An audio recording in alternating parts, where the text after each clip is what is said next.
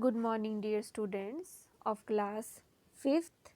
Today we are going to continue our chapter 10, Mapping India, with the topic of rotation and revolution. In previous video, we had discussed about globes and maps, North Pole and South Pole, latitudes and longitudes.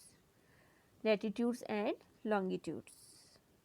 So, I shall be continuing with the topic of rotation and revolution. Dear students, we can understand the two motions of the earth with the help of a globe. There are two motions of the earth. First one is rotation. The movement of the earth on its axis. When the earth moves on its axis from west to east is called rotation, and earth takes 24 hours to complete one rotation. Look at this video. This is rotation. The movement of the earth on its axis from west to east. The earth rotates on its axis from west to east, and it is called rotation. And the earth takes 24 hours to complete one rotation, and it causes day and night.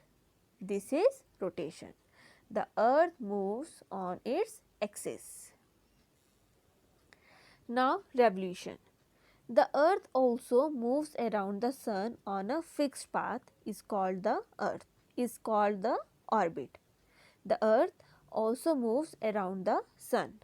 Look at this picture.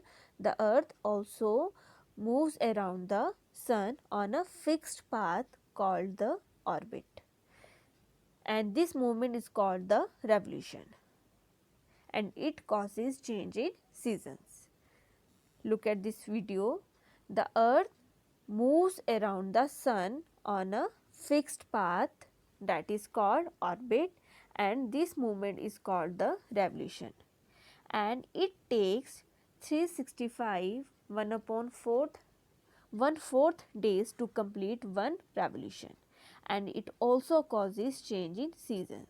The revolution of the earth around the sun on a fixed path is called the orbit, and revolution is the cause the change in seasons. This is rotation and revolution. In rotation, the movement of the earth on its axis from west to east, and in revolution, the earth also moves around the sun on a fixed path called the orbit. Dear students, there is difference between globe and map. Look at this picture. First picture is globe and second one is map. There is a difference between globe and map. And what is the difference?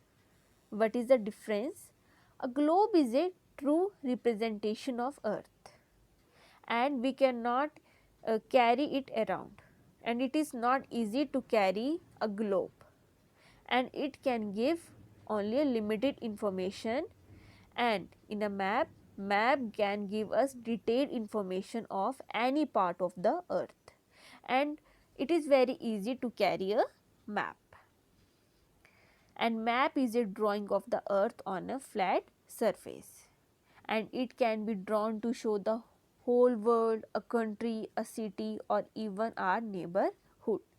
And there are different size of maps, and they can be small or large.